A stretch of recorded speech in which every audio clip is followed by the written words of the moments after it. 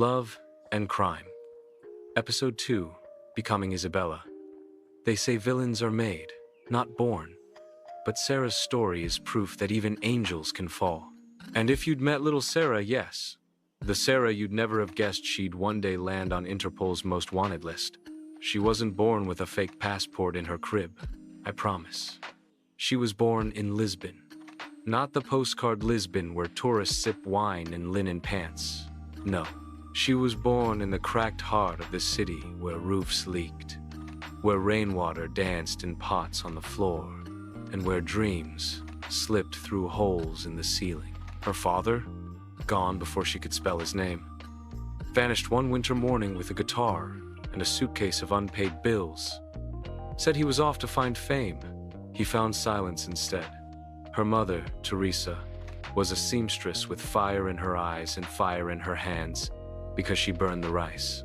Every single time. Sarah learned early. Life doesn't serve you breakfast unless you steal the spoon.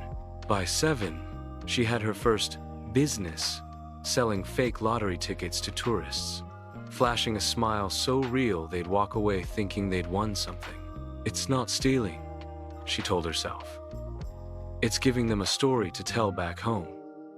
By 10, she spoke 4 languages, not from school.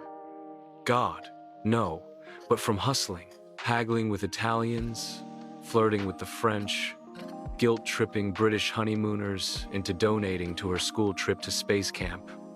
Yeah, total lie. Her teachers called it wasting her potential. On those streets, her potential was the only thing keeping her fed.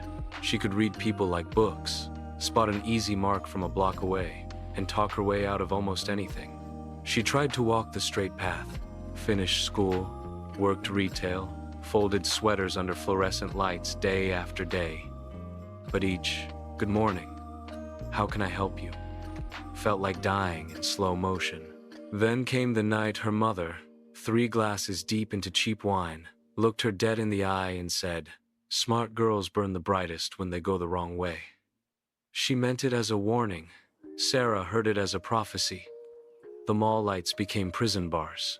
The life she was supposed to live felt like a coffin. And in that coffin, something new was stirring. That's when Isabella was born. Isabella wasn't just a name. She was a weapon. Sophisticated, mysterious, untouchable. Where Sarah was a street kid with quick hands, Isabella would be the woman who could walk into a penthouse and leave with more than compliments.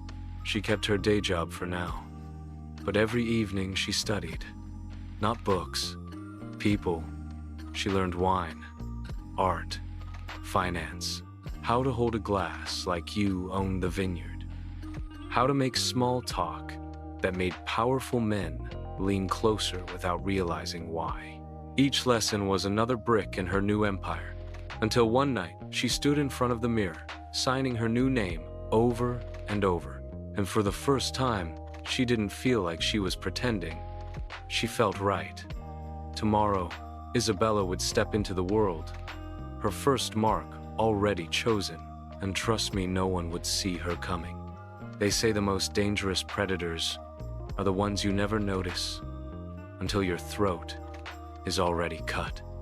And Sarah, she was ready to sharpen the blade. But how exactly does a sarcastic, clever girl from a broken home turn into the woman who could con art collectors, charm royalty, and disappear with nothing but stilettos and a smirk? Well, that's a story for another night. Watch out for episode 3. Please subscribe, like, and share.